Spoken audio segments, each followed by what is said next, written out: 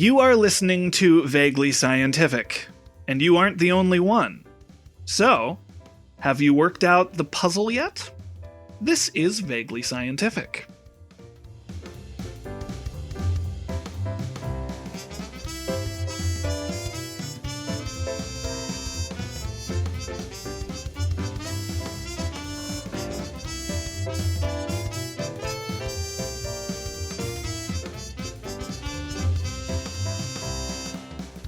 I am Derek. Now I will introduce my co-host as usual. Today, Jim the Scientist is here. Eventually, I'll say hello to him. Ready, Jim? I'm not prepared for this, no. Now, let me welcome our guest this week. Everyone give a round of applause to Joel. I'm clapping in a circle right now. I'm not going to clap into my microphone. Terrific to have you back. This is Vaguely Scientific, the show where listeners send in questions to hear our vaguely scientific answers, and who knows, we might even get some of those answers right. But first, it's time for the fun science fact of the day, Jim. All right. Deep-sea gigantism is a phenomenon in which deep-sea animal species tend to be larger than the ones that live in shallow water.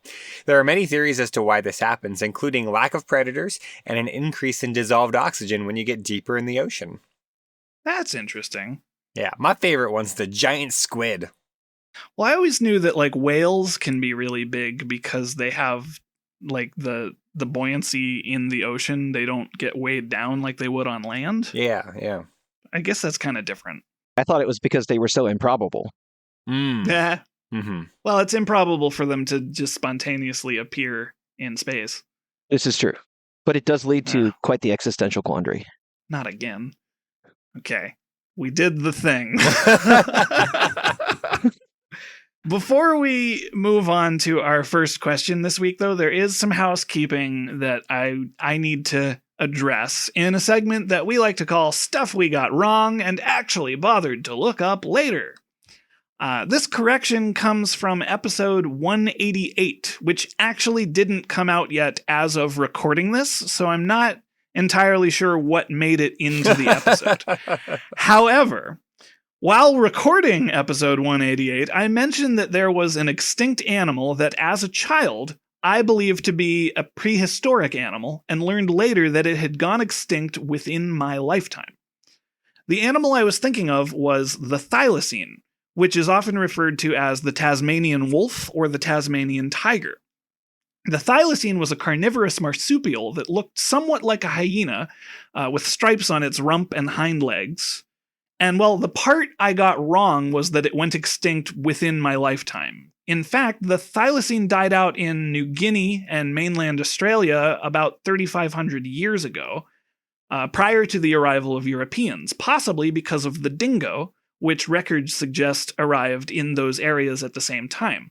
But they survived in Tasmania, where the dingo never reached.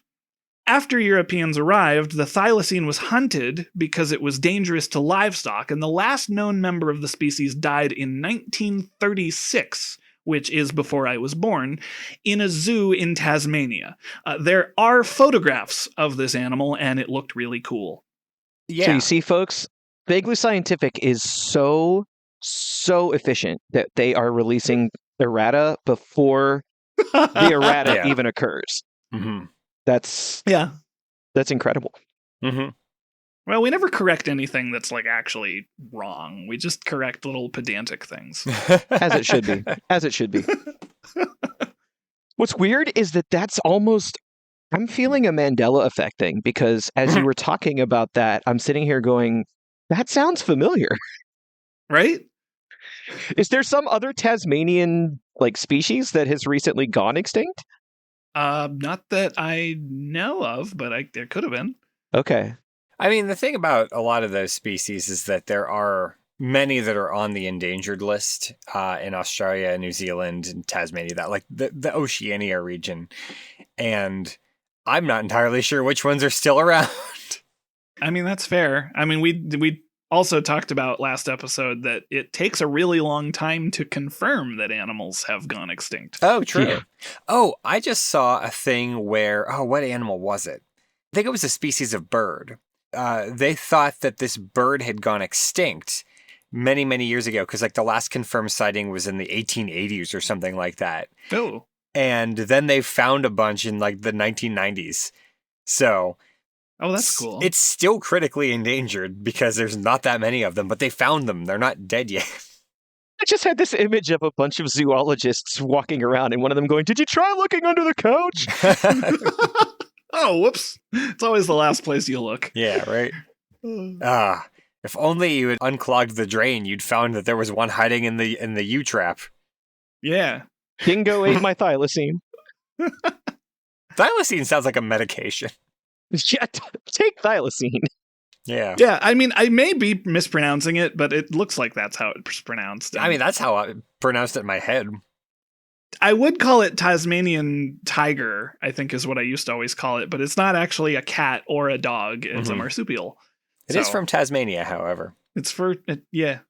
So, speaking of things that are from nope, that doesn't work. I think we should move on to our first question this week, which is, let's say you have really bad insomnia. What would be the worst ideas for combating it? And I wanted to jokingly attribute this question to someone who obviously doesn't have insomnia, because it's not hard to think of ways that are bad for combating insomnia. Mm-hmm.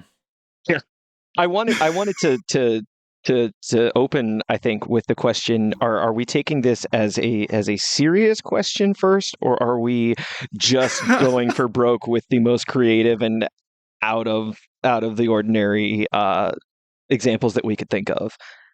The first one I put on my list was hitting yourself with a hammer until you're asleep. So I think we could do whatever feels comfortable. That answers that question, yeah. Yeah. I do want to say that we are recording this episode the same day that our Halloween episode dropped, 2025. Oh, yeah. And we talked about Freddy Krueger a lot in that episode. So that's kind of on my mind is there's a lot of things that people in those movies try to do to stay awake. Oh, right? yeah. Like spoonfuls of instant coffee without mixing it in water. Right. Or, I don't know, speed. Well, I got curious, and I did some research about some of the historical ways that insomnia has been treated. So some of the ones that were interesting that we could always go back and revisit as possibly effective new side hustle treatments as we go into that holistic products movement. There is poppy juice and lettuce wine, which the ancient Greeks and Romans mixed together for the opiate content in poppies. But apparently steeped lettuce leaves were believed to be soporific. So if you want something that tastes really strange, but wouldn't necessarily kill you unless you put a lot of poppies in there, that would be an option. There's always bloodletting. You could engage in some bloodletting to cool the body by removing your excess heat from your blood. I have a follow-up question to that. Why don't you just cool your body by turning on the air conditioner? Cold is a common treatment that has been suggested. In some traditions, it's said, and I would have to find out what traditions those are, but the restless were told to lie briefly on a cold floor or stone to drain away excessive internal heat that could cause wakefulness. Mm-hmm. But bloodletting would be the worst way to achieve this, is what you're saying. Well, that is to answer the question. Yeah. Bloodletting would be a particularly bad way to do it. Just because bloodletting in general is a bad treatment. Yeah. No, the reason that I was just like, wait a minute, stop, because like, but there are so much easier ways to do that. But you're right. We're aiming for the worst ways to do this. Yeah. Oh, this is going to break Jim's brain. No, you want to cool yourself off, just bleed a bunch. Some of the best answers come straight from history, actually, is what I'm finding. I should have seen what Pliny the Elder had to say about this. The other big one that we could go back to would be bringing back laudanum. Oh yeah. because that was a very common treatment for insomnia. It was for those playing the home game, laudanum was a mixture of opium and alcohol that was wildly addictive, but also strongly effective. Yeah, I think that laudanum is one of those things that would give the whole scenario a really nice Victorian feel to it. Oh, sure, yeah. You could take some laudanum and then go rest on your fainting couch. Yeah. Man, I wish I had a fainting couch. Yeah. So I like the angle of like looking at historical like missteps in terms of trying to treat insomnia, which is I'm going to say an intelligent way of answering this question. Whereas what I did was look at, what are the worst ways to fight insomnia? Things that would wake you up are the worst. So I looked at things like playing really loud heavy metal music and driving. So I like Joel's answers better. I do like the idea a really bad cure for insomnia would be to go find, like, just go to the longest stretch of highway you can find in Kansas and just drive. Oh, and then get highway hypnosis. Yeah, it would be a bad way to fall asleep. It would guarantee you would fall asleep eventually. Because that was my first thought when Jim said hitting yourself with a hammer. I was like, but that's gonna put you to sleep. It's not gonna be restful sleep, I suspect. That's fair. It's not gonna be restful.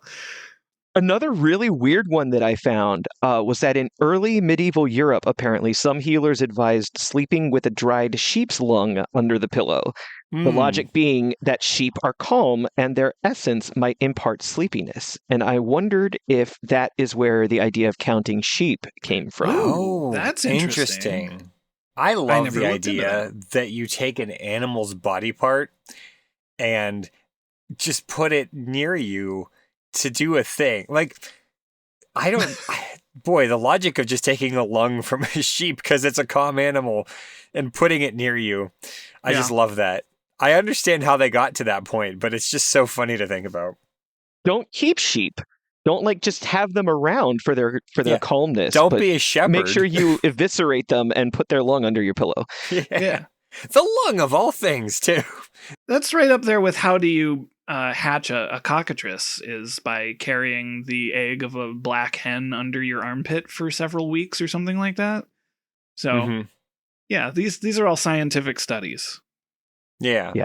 And I think it's really fun because the lung specifically is just such an odd choice. If I was like thinking, I need to feel like a sheep and calm down, I'd be like, sheep brain. That's where the calmness happens, is in the brain. Or sheep heart. They've got a nice steady beat. But lung. Well, the lung you could fill with air and then it would be like a pillow, right? That's how that would work, right? That's an option. That would certainly be an option. True.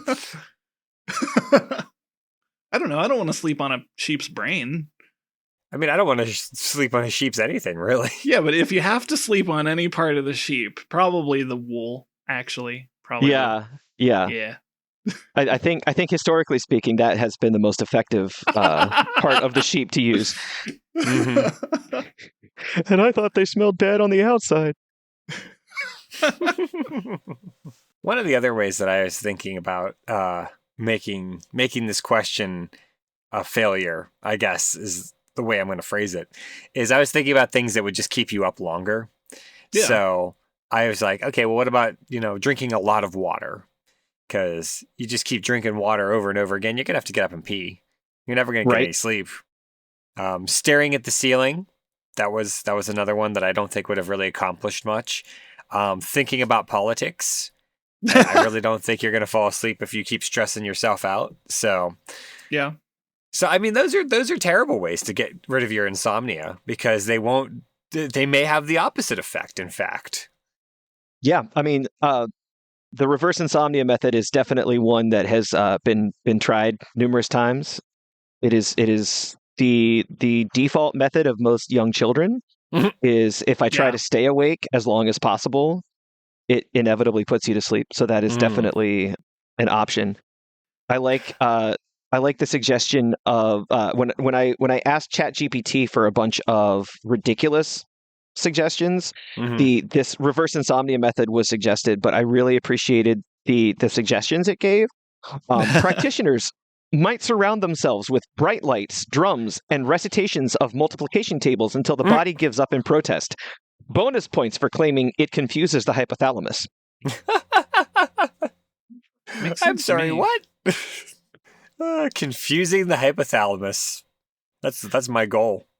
Well, I know that things that have been suggested for me, I have chronic insomnia, so this is why this is not a helpful question for me. I want actual things that work. But like things that have been suggested are taking melatonin, which in my experience does not help me get to sleep. And in fact, most people would say that it's better if you are able to get to sleep. It is better to give you a restful sleep, but it doesn't help you actually get initially to sleep. Another thing that has been suggested is listening to audiobooks or podcasts or something. This doesn't work for me because I want to hear the end of stories. And if I happen to fall asleep, halfway through an audiobook or something, I get really frustrated because then I can't figure out where I left off and I don't remember what happened in it. And then the last one, and this is a subject of some intrigue a little bit, is if you are having trouble getting to sleep, it is suggested to get out of your bed, to keep your bed as the place that you sleep. So like, don't look at screens, don't look at your phone in bed, but perhaps to get out of bed and go do something since you are awake anyway. This works as a way of like, if you can't get to sleep because of stress, it works as kind of I need to distract myself and stop thinking about trying to get to sleep. And this honestly would be my go-to solution if it weren't for the fact that the times that I have the most trouble sleeping are when I need to get up early in the morning. Yeah. And then just getting up out of my bed and not going to sleep means tomorrow I'm going to be extra tired. Yep. I always thought it was so interesting, and this I feel like is pretty accurate. The idea of having, I don't even know what they call it. I feel like it's sleep hygiene, but the idea that your bed is a space that is designed merely for sleep. Yeah, right. And I think there's also a lot more to sleep hygiene where it's like you have to have like a routine, and as you go through your routine, there's sort of this Pavlovian response of like, oh, I'm brushing my teeth and doing this and this. That means it's bedtime, and I find that so interesting. And as a parent, I think that it is really good that we've discovered this, because I think that having a routine really helps get my son to bed. Oh, it does. It does, absolutely. And that's something that I know is usually recommended in parenting circles, is make sure you've got that routine figured out.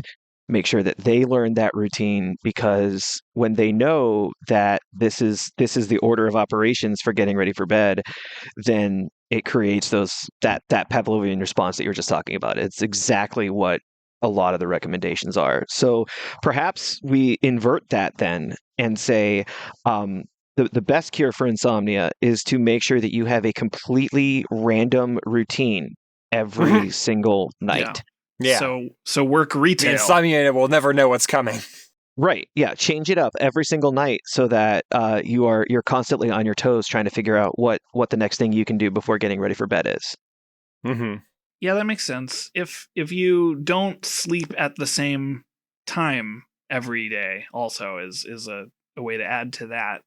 Right. Because then you don't have we are creatures of habit. I mean, most studies suggest that it takes about 3 days of repetition to begin developing a habit, which is why to like quit smoking or something like that, it's usually if you can get through 3 days, the psychological element of the habit is significantly diminished. I have a bad idea that is a long-term strategy for combating insomnia, and that is to drink a lot of caffeine. Here's why. Stick with me on this, because if you drink a lot of caffeine initially, it's going to keep you up, but eventually you're gonna develop a tolerance to it, and then caffeine won't keep you up anymore. You also could really hypersaturate your body with caffeine, so that when all that caffeine wears off, you crash. Oh yeah, so hard that sugar's good you for just that too. fall unconscious. Yeah, between the caffeine and the sugar, like just make a super concentrated form of Jolt Cola, and I think you've got a market. Yeah. I think somebody already did that. Yeah, but they mixed it with alcohol and called it Four Loko, and it created much worse results. Oh, that's fair. Those were the days.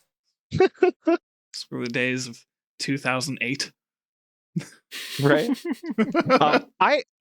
One of the things that I find fascinating about the different ways that we approach sleep is that there is also there are people who have experimented throughout the years with polyphasic sleep, which is breaking your traditional sleep schedules into a span of shorter periods of napping, instead of allowing yourself to go through full sleep cycles.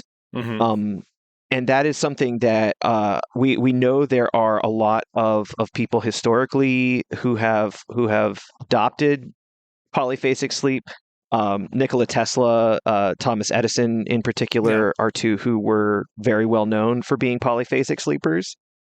And I know Edison had an interesting approach, because he would take cat naps in a reclining chair, but he would do so holding a ball bearing in his hand over a metal plate, according to legend and anecdotal stories. I don't know if there's a fully documented source. I didn't look that deep. But Edison would fall asleep, and he would sleep until the ball bearing in his hand fell out of his hand, and then it would land on the metal plate, which would make a very loud sound and wake him up. And the idea that he had was that because in sleep your subconscious does a lot of extra work, does a lot of processing and things. So his thought had been that if he would wake himself up in the middle of those sleep cycles, whatever those thoughts that his brain was trying to untangle would be fresh in his head, and he would be able to latch onto those thoughts and be able to unravel them more easily, is my understanding, at least. That's interesting. I don't know if that works for him, but that is what they say if you want to try to get better at lucid dreaming, is to wake up when you remember the dream and start dream journaling. Right. That's less of a practical problem, I suppose. I think it's interesting that that's just Edison inventing the alarm clock. That's true. Yeah. I was reading a while back that it used to be really common for people to wake up at 11 p.m. or something, to go to sleep in the evening and then wake up and have a few hours of awake time and then go to sleep again as a second sleep. And I was reading that the reason largely that stopped, which is also the same reason that polyphasic sleep is difficult in our culture, is the standard business hours. Right. So people then needed to sleep all the way through the night. And I think it's interesting, the idea that you would sleep basically twice for a shorter duration. I've considered trying that myself. I always really liked, there was an XKCD, and this is probably one of the earlier ones at this point. I think it's in the first 1,000, but it was just this thing where it was very much that same idea, except it was 20-minute naps every 2 hours. And it sounded like such a really interesting and fun idea, but there's no way you could do that in a modern society with business hours. Exactly like you said, you can't go to work and have, your 20-minute naps every 2 hours. Well, see, I honestly even think, even if you ignore business hours, there's not a lot I am comfortable doing for only an hour. So if I had to take 20-minute naps every 2 hours, I feel like I would be less productive personally, but maybe I'm wrong. It might not have been 2 hours. I can't remember, but it was like a pretty brief window of like nap, and then there's like a longer period of being awake. But I also don't know that I could physically handle that. Like, I feel like once I lay down and start taking a nap, that's it. Right. The polyphasic sleep schedules that are most commonly recommended or commonly practiced, and the closest one that I'm seeing to what you were describing, Jim, is the Dymaxion sleep schedule. I think I'm pronouncing that correctly. It was developed by the architect Buckminster Fuller, and it is 30-minute naps every 6 hours to total up to only 2 hours of sleep per day. And that is one of the lower amounts of sleep that we have seen technically working for people. Historically speaking, looking at those who have done it successfully, you have to be a very specific kind of person to be able to pull it off. Because these people are absolute geniuses. I mean, we're talking about Buckminster Fuller, we're talking about Edison, we're talking about Tesla. I believe, if I recall correctly, Da Vinci was known for not sleeping very much. Some of those huge brains that we've never been able to understand how they had the innovation that they had are known for very, very low amounts of sleep. Yeah. I might be wrong about this. This might not have been an XKCD thing that I was looking up, because I tried to find it, and what I found instead was the 28-hour day, where you're awake for 20 hours and then sleep for 8. It's interesting because they have a little chart here, and your sleep schedule kind of drifts out of sync with reality, basically. Sure. Oh, I know the one you're talking about. Yeah, I remember that one. But it would be a really neat idea, because then you could stay up really late on Friday and Saturday and Sunday too, I suppose. But like, I feel like I just do that anyway. Also, if you have to sleep from 2 p.m. to 10 p.m. on Monday, that's not going to work out for your work schedule. Right. Oh, yeah, it doesn't. I constantly have this feeling that the human sleep cycle, the natural human sleep cycle, does not line up with the rotation of the Earth. It does not. It lines up with your circadian rhythm. Yeah. Well, yeah, because like if I know that I've said this before, but if I don't have to work, I have no commitments, I would stay up like later every day and then go to sleep, and so then I would wake up later every day to the point where I am kind of like drifting off of the daytime cycle. Right. And I don't know if that's true for everybody, but like I feel like because that's just my natural inclination to not align with 24 hours evenly distributed. It's weird. Yeah. There's actually a way to reprogram your circadian rhythms by doing something just like that. So I believe it's called chronotherapy is the medical term. And usually it is an inpatient procedure. You go to a facility where they have a space that is set up. You have to take like a week to fully complete the training treatment. But essentially that is the whole nature of chronotherapy is you are supposed to sleep the exact same number of hours every day as you are engaging in this training, but you gradually shift the time of that 8 hours of sleep or 9 hours of sleep by 1 hour every day until you have that window of sleep at the window that you want it to be at. So if you're sitting here going, I want to go to bed at 11 and wake up at 7, then you would go to bed at 11, wake up at 7, go to bed at 12, wake up at 8, and keep going until you have really programmed in that window and gotten it where you need it to be. And you have to have, it has to be completely uninterrupted. So they, like, if you're doing it in a medical context, they actually want you to be kind of isolated so that you can really focus on that developing that schedule and getting the window in the right place. It's a fascinating treatment. I could never, I don't think I could do it. Seems like a big time commitment, right? Yeah, exactly. Yeah.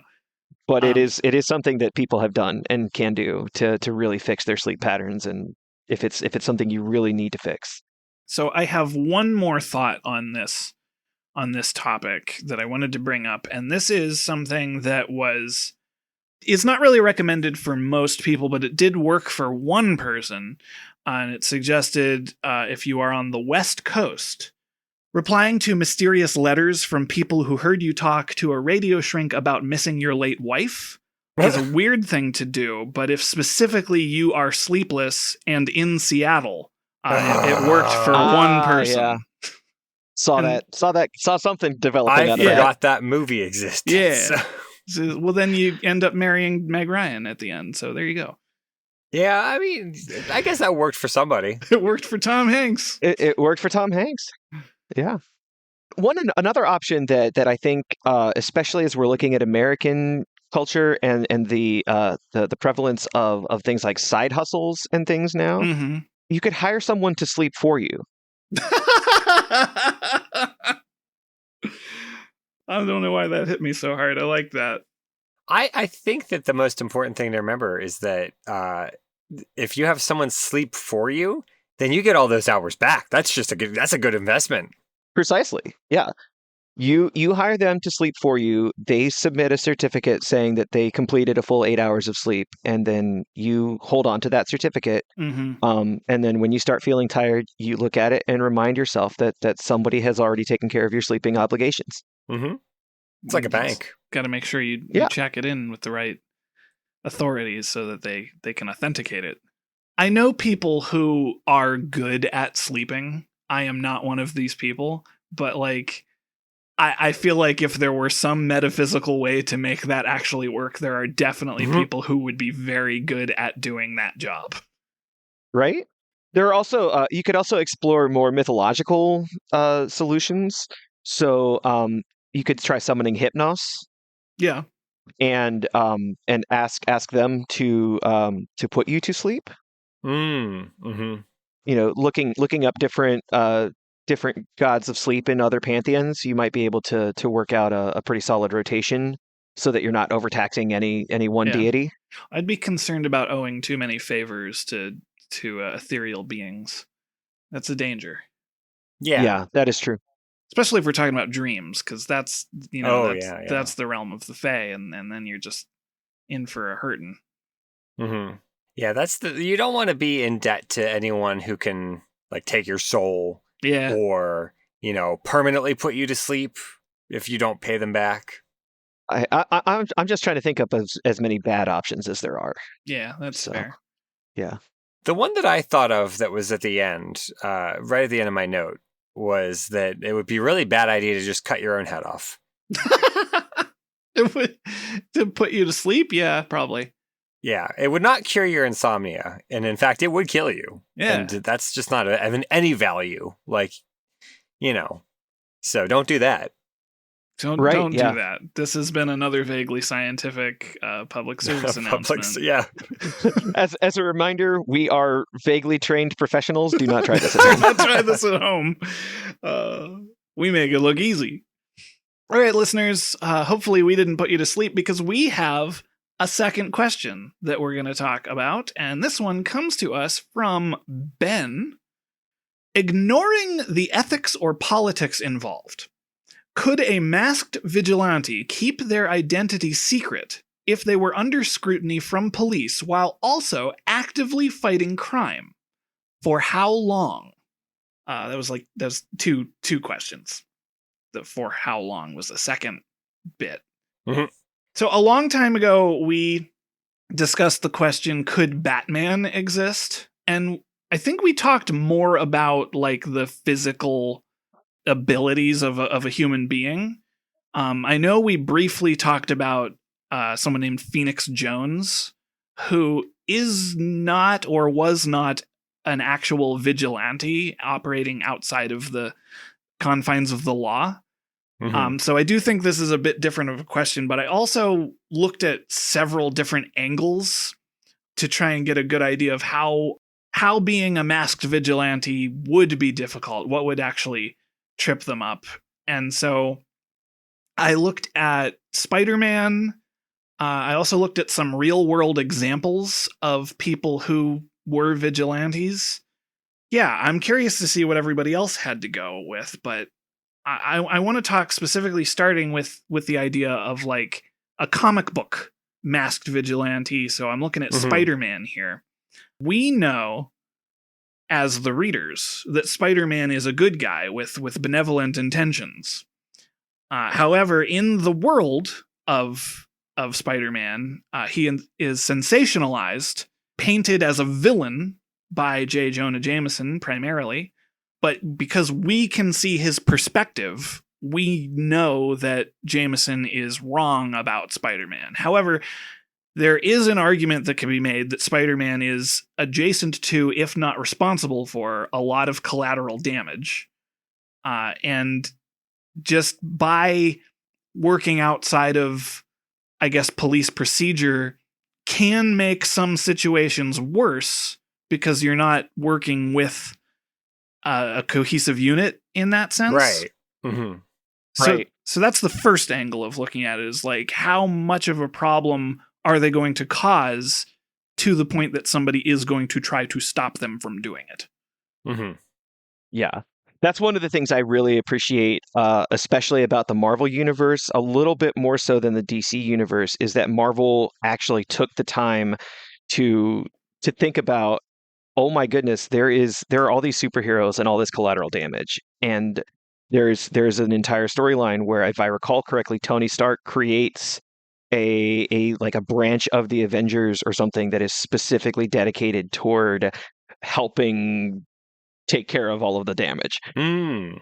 And we know that Bruce Wayne does that to a certain degree in Gotham with a lot of his charitable foundations and everything else. But I always found it interesting that Marvel actually created a specific organization through the Avengers to handle that department of their work.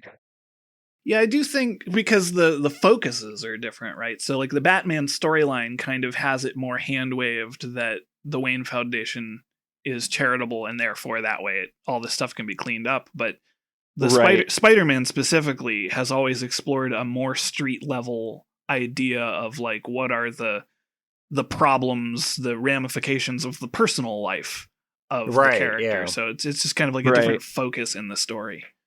I'm glad you brought up Phoenix Jones, because that was the direction that I really looked at. Phoenix Jones and several of the other real life superheroes are the ones that came to mind as far as whether a vigilante could effectively work with a secret identity and not be discovered. Yeah. Mm-hmm. And immediately after thinking about real life superheroes, the next avenue that I thought about was serial killers. I have some notes on that too, yeah. Because technically they count as vigilantes. Some of them, yeah. I don't know about that. Like, yes, but I feel like there's nuance to the definition. Well, it depends on the serial killer. That's one of those logical maxims, like, all serial killers are vigilantes, but not all vigilantes are serial killers. Yeah, it's the arachnid rule. Yeah. Right? But those were the two places that I thought of immediately, because there are real life superheroes whose identities still are not known. They have managed to protect those secret identities. And then we also know that there are clearly serial killers who we still don't know the identity of. Jack the Ripper being one of the most notable ones, that there's still a lot of theories as to who Jack the Ripper may or may not have been. Yeah. So that was what I was thinking about. Mm-hmm. I have sections in my notes about both serial killers and I guess we could call more violent superheroes that both kind of fit in the ideas of what you're bringing up. So Jack the Ripper, during the time of Jack the Ripper, technology was kind of primitive. It was really hard to identify a person who possibly did not have a criminal record. Mm-hmm. Now it's easier. We have more DNA evidence, and I've seen several stories of people suggesting we have 100% match on Jack the Ripper and they know who it was now, but none of that's ever been actually confirmed. Mm-hmm. But the thing about serial killers is they're interesting in this discussion because they are people who the police are specifically looking for, or the FBI are specifically looking for. Yeah.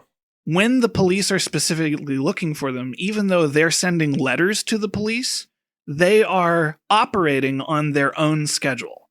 They are operating when they want to. They have the option to let the heat die down. Mm-hmm. Whereas, I'm going to stick with Spider-Man. When Spider-Man is out patrolling crime, he doesn't get to choose when people are in danger. So he has to go where the police are. And so that led me to look briefly at the Punisher, because I feel like you could explore more with the Punisher, talking about politics and ethics, which we're not really focusing on here. But simply by the law, the Punisher is a guy who goes out and kills people. So this is a person that the police want to catch. Yeah. Right. He is also a person who is going toward criminals, which to me seems like you are going to be near the police a lot if you're doing that. Yeah, and I think one of the things that is really important to remember is that with the way that things are in the world right now, everybody's got a camera, and everybody's got a video camera. No, not wonderful. Yeah, not just a regular camera. So, Peter Parker's not the only one taking pictures of Spider-Man anymore. Not anymore. No. But B, if there is a big event and a superhero comes down, or even just, a masked vigilante, and there's a scuffle in the middle of the street, then this is going to be filmed from multiple angles by multiple people, and all of these will be uploaded to some kind of social media within 10 to 15 minutes. Right. And not only is that going to give you a great view of what's going on, but you're also going to probably be able to deduce pretty quickly how tall your vigilante is, probably skin color, probably maybe hairstyle, depending on, what kind of outfit they have, if they've got a wig or something like that. But there are some very basic things you're going to be able to tell about this person very quickly. And so not only are you going to have all of these people filming at the scene, but then there are going to be people that are filming the vigilante as they make their escape, whether they grapple to the top of a building or fly away or duck into an alley. Like, they are not going to be getting away from that scene without at least 3 or 4 people following them some of the way to where they're going. Right. However, as a counterpoint, I would still suggest that the Clark Kent effect is something that we underestimate. Very strongly underestimate. For sure. I'm trying to remember. I actually watched a YouTuber, and I'll have to look. I'll have to go and find who it was. But they tested this premise that just something as simple as a pair of reading glasses and changing your posture could effectively work as a disguise. And they had varying results, but there are ways that this works that you can hide in plain sight. And so I think that if a person were really dedicated toward taking on this vigilante role, they could probably do so. The fact that there are hundreds of people recording things now at any given moment definitely puts a new twist into the challenges of being a vigilante, but I think it's still possible. Yeah. I think the idea of like facial recognition software being very advanced makes that a good point, which is why like the simple domino mask might be less effective in today's world. And the Superman putting on glasses might be less effective with computer technology. But if you're still wearing like a cowl or a full face mask, it's still going to be like a situation like I want to compare Batman to Spider-Man in such a way that like Peter Parker, much like Clark Kent, is not a guy that people know. Right. Just generally. He's like his few friends, he has to hide his identity from them. But most people are going to see Peter Parker's face and be like, he's just some dude. Whereas Batman is, billionaire playboy Bruce Wayne, has been on magazine covers. This is a world famous person. So it's going to really depend on who the vigilante is to the everyday person Yeah. taking out their phone and filming.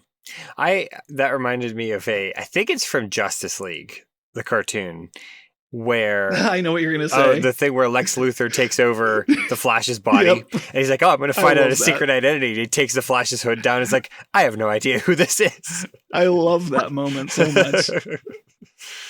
Because it's exactly what we're talking about. Is like, he doesn't know who Barry Allen is. Or I think it's Wally West in that show. Yeah.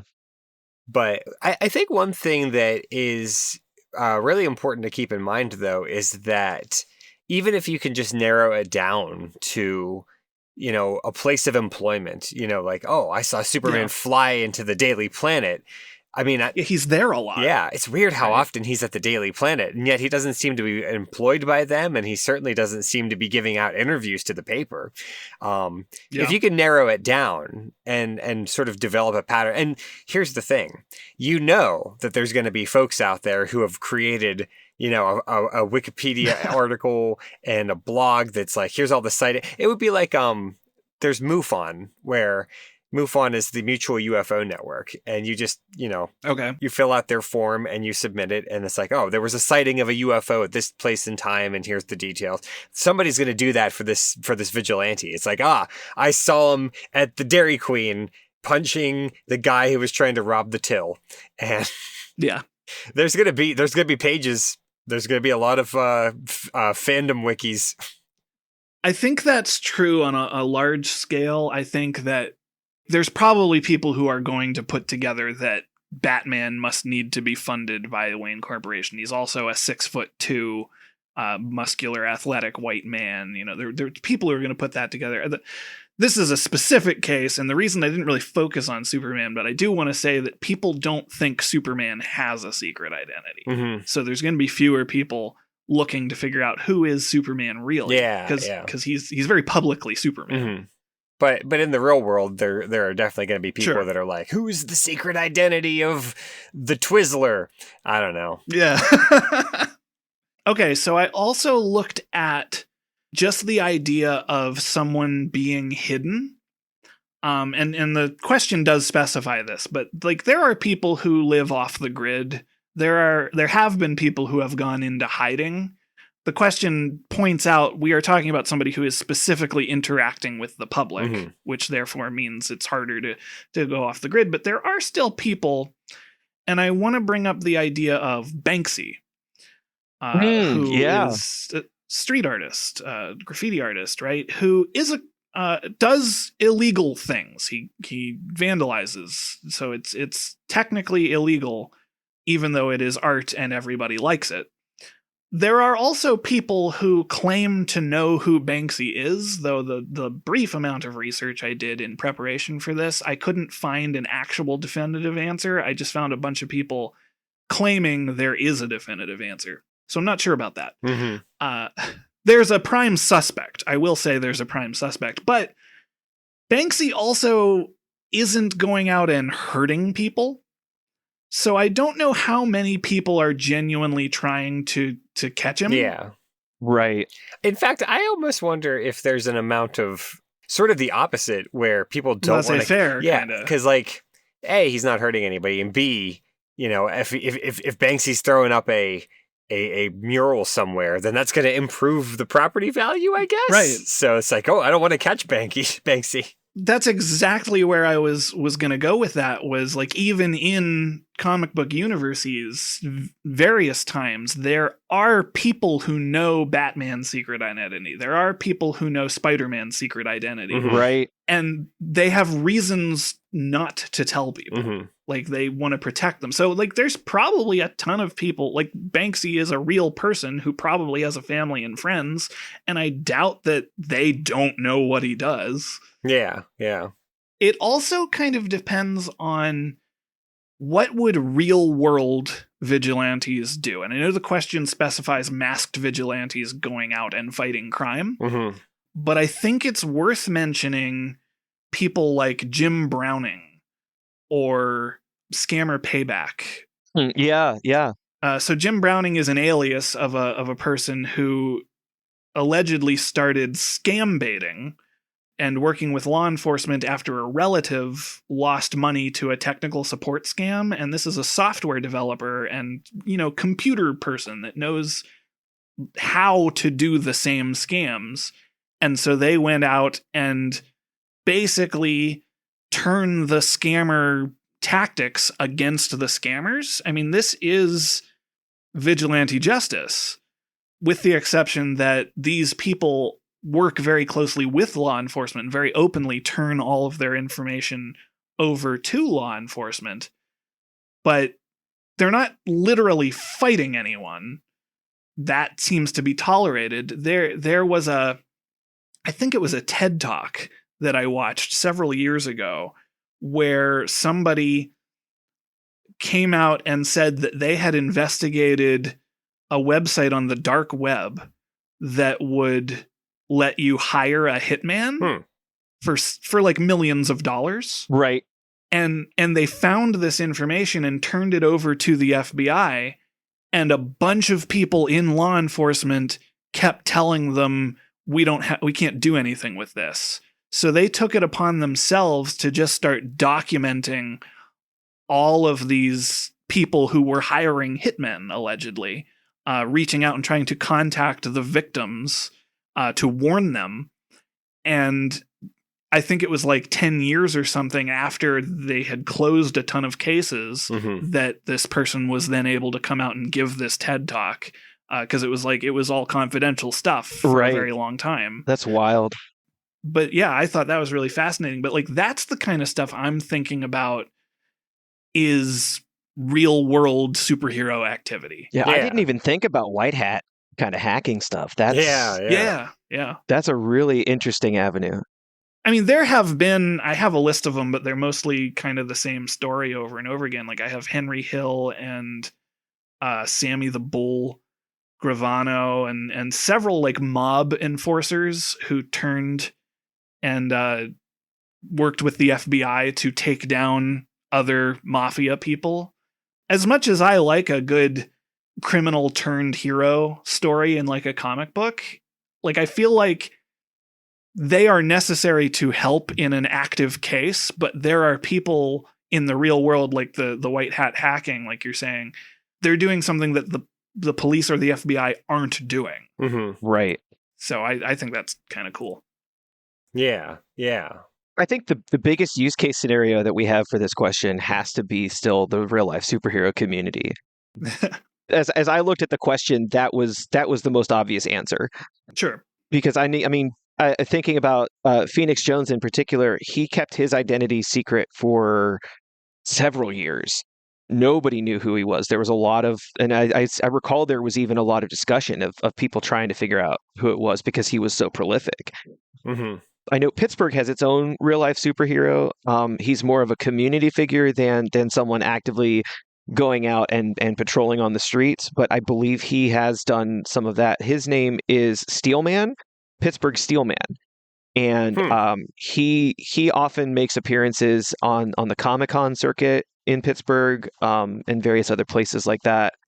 Does a lot of work in the community, makes public appearances and things. He has his own comic books and things. He's a really cool individual and who's very visible throughout the Pittsburgh area and a lot of different things. Yeah. His costume doesn't really hide his identity very much. So if somebody really wanted to identify him, I'm sure they easily could. I don't know if people have or not.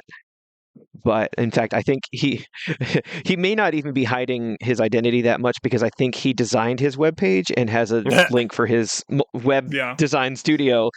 Like Phoenix Jones kind of started this movement. I did a bunch of research on it a long time ago. And it's worth pointing out, like I do agree with you that it kind of fits as close as we can get to what the question is asking for.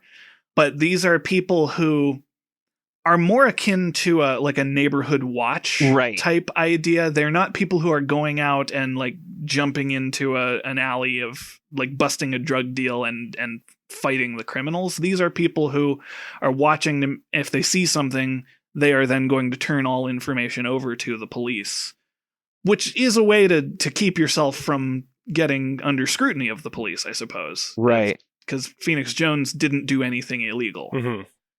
It really varies in the real life superhero movement, because there are a lot who were like Phoenix Jones who took a more preventative role and stepping in. I know Phoenix would step in and break up fights and things like that and try to de-escalate situations more often than anything else.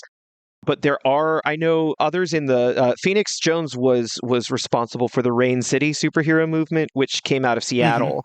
And I seem to recall, as I had been researching them, I got really interested in them for a while too.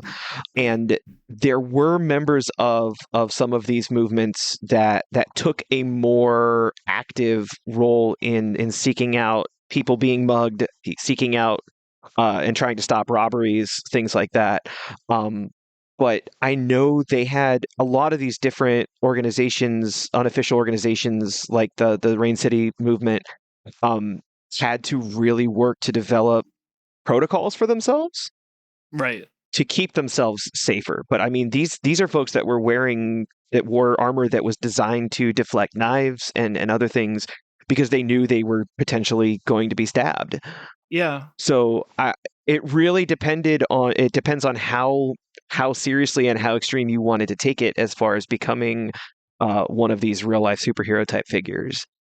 The protocols that they would have to put in place, which is why vigilantism is typically illegal, Precisely. is not necessarily because you are stealing the thunder of law enforcement or something, but it's more that, like, someone, like we talked about with Spider-Man, there's an argument to be made that you can make a situation worse if you step in and try to stop a mugging and you are not trained in any way. You Right. could be responsible for getting somebody killed. Right.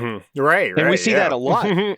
We see that a lot with Good Samaritans and folks who are Second Amendment enthusiasts who step in to break up or to be the good guy with a gun and end up getting more people hurt or end up getting themselves killed in the process. Yeah, absolutely. So could they do it? Yes, but should they? Maybe not. Maybe not. But yeah, even Phoenix Jones, as he had more experience and everything, he eventually incorporated a bulletproof vest and stab plating into his costume because of the risks that he knew he was taking. So it's definitely not something you go into without preparation. And I think I knew that he was like a mixed martial artist. I feel like he might have had a military background, but I don't remember now. I'm seeing he was a mixed martial artist. I believe he may have been a teacher or did some work with youth. Let me take a look. But yeah, he actually specifically developed his super suit so that he wouldn't be mistaken as a criminal by police. Mm-hmm. He fought in the UFC. I just knew that I'm not seeing a lot of other. To defend himself. He was a UFC fighter. I'm not seeing a lot of other information. Well, that's fair. Yeah, I mean, because a lot of these folks are carrying tasers and pepper spray and other stuff specifically to be able to handle whatever comes their way. Yeah. Mm-hmm. Yeah. All right, listeners, let us know this week, if you were a masked vigilante, how would you stop yourself from having insomnia? Oh, okay. I don't know. I don't know why. I just expected you to say, how would you stop yourself? How would you stop yourself? Yeah. Just how would you stop doing it? It would be so fun. I don't know. But if you were a masked vigilante, how would you keep people from knowing you're putting everyone to sleep? That's a good one. There we go. Cool. If you have thoughts on any of those things or anything else we talked about, you can email us at feedback@vaguelyscientific.com, or you can comment on our blog, or you can like us on Facebook, or you can comment on our YouTube videos when they come out. Hey, Jim, where do we get all these wacky questions? We get them from you, the listener. And if you have a question that needs to be answered in a vaguely scientific manner, please email us at questions@vaguelyscientific.com. If you want to get our episodes the minute that they're released, you can subscribe to our podcast on Apple Podcasts, YouTube, Spotify, and all the other great places that cool podcasts like to hang out. And subscribing and leaving feedback really helps us out, and so does telling your friends. And just because you tell your friends doesn't mean we will out them as masked vigilantes. Right, exactly. We would never do that. Yeah. Our vaguely musical intro is composed by Anthony Pizzelli, and don't forget to check out our merch store over at vaguelyscientific.threadless.com. There's so many cool things that you could be buying. I don't know why you're not. Go for it. Yeah, I'm not going to stop you. I genuinely don't know why you specifically are not. Yeah, it's great stuff. You're know doing who I'm yourself a talking disservice. You know exactly who you are. You know who you are. It is. Yep, I'm talking to you. Anyway, thank you to Joel for being our guest this week. Mm-hmm. We cured Joel's insomnia. We did it again. For Vaguely Scientific, I am Derek. I'm Jim. There it is. Yep. No, I'm Joel. This is Vaguely Scientific. Until next time, see you later. This is Vaguely Scientific. Toodaloo, everyone. Good night, everybody.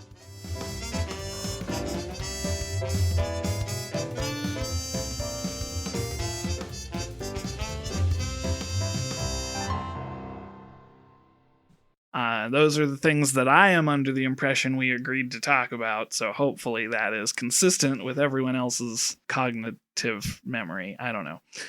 And then I'm going to wrap up and say bye, and that's the whole episode.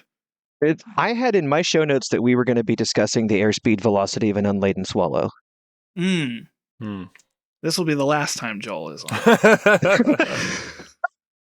I make that joke a lot. And yet we still come back. It's always an empty threat. Until it's not. I like my friends.